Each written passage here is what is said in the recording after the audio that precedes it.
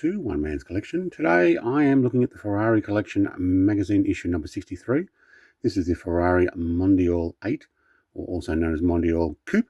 Now I do have a 143 scale car. We'll take a closer look at that towards the end of the video. But very briefly, like I have with all of these, I'm going to go through the magazine to see what you actually get in this issue. If you want to read the articles, you will need to pause the video, as I'm not going to cover them all in full detail. So this one is the Gerhard Berger Ferrari from the 1987 season by the looks of it, and returned to the team in 1993. Okay, there we go. So Gerhard Berger drove the F187 to a victory in the last two races of 1987 in Japan and Australia, where this photograph was taken. These were Ferrari's first F1 wins since August of 1985. Okay. Also going to cover the production model of the car that we were talking about before, the Mondial, and the competition models in this particular issue talks about the 166S Elemano, which I think I've already shown off in this collection, and also the poster is of this particular car we have the die cast for today. I don't take any of the posters out, I've left them in here. Berger's Grand Prix career. Today, Gerhard Berger is recognised as one of the most experienced drivers in the history of Formula One, having taken part in 210 GPs between 1984 and 1987. Of these, the Austrian won 10 races, the first and last of which were achieved with Benetton. But with 13 years between them, his opening win came the 1986 Mexico Grand Prix, while his final victory was a 1997 German GP at Hockenheim before he retired from competition at the end of the season. Good on him. I grew up with him racing in Formula One when I first got into it. Podium finishes. What's the first, second and third year? Okay. 87, 88, 89. It looked like nothing in 90, 91 or 92. Then back in 93, 94 and 95. Did really well in 95. Look at that. Third. Actually, it's all thirds. Okay, look, it's a podium finish. Right, moving on, the Mondial 8 from 1980.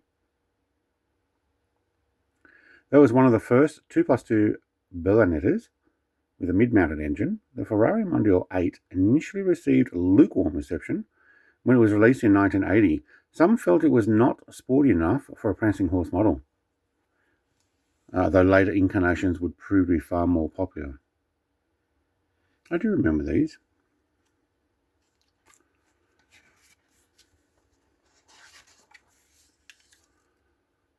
Long lineage, the great Ferraris. The full 4 seats, all leather in there. This is the poster. It's actually a very nice poster. And on the back of the poster is the other side. Okay, with a bit of a rear angle. Double-sided poster, very nice. Striking design. The Mondial 8 featured several distinguishing styles, featured in a very prominent pointed front, a low third radiator, and a short truncated tail. The air vents of the sides were designated to improve the ventilation of the engine compartment. Yeah. Engine was a rear transverse 90-degree V8, just under 3 litres, with 214 brake horsepower, 6,600 RPM, top speed of 230 kilometers an hour, 143 mile an hour. Yeah, very nice. Wouldn't say no if someone's giving me one. Certainly not going to go out there and buy one, though. I'm sure they're actually quite expensive. All right, competition models, the birth of the Ferrari legend. So this is the 166, wasn't it? Yeah, 166SC. The winning Ferrari 166S Elemano at the 15th Mille Miglia in May of 1948. Yeah, very cool.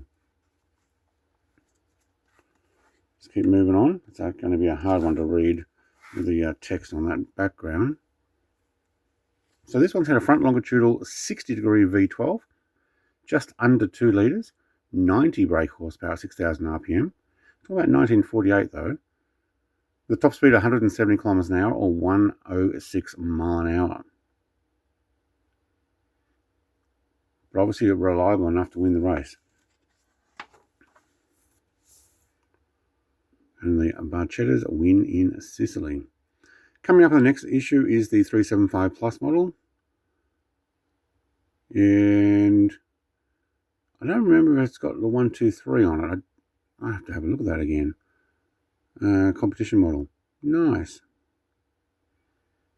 Okay, we'll take a look at that in issue 64. I think I'll look on the shelf. Let's have a look at this particular car here, though. The models on these Ferraris are actually quite well done. I'm very happy with them. I think the standard for these die-cast cars was actually quite high, probably set by Ferrari. Now we have the driver's window open, and we do have a dash in there, you can see. Also Ferrari on the steering wheel. Let's get a brighter light. Shine it in there. Yep. So lots of detail. Cream leather seats. Obviously not leather in this plastic, but and a black center gear shifter and the likes. Very nice.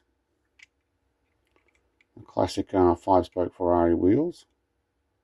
Can't see through, but I think that does actually have... Ooh, I don't know. Let me get that light again. Yeah, it has the Ferrari emblem on the middle of the wheel. I thought so. The rear end. Well done. I like these. My Ferrari collection has been a very good one to have been able to pick up. No longer in production. I'm going to put that on the turntable. This is just a short video today. Like, comment, subscribe, and I will be back with issue 64 next week. Cheers. Thanks. Bye.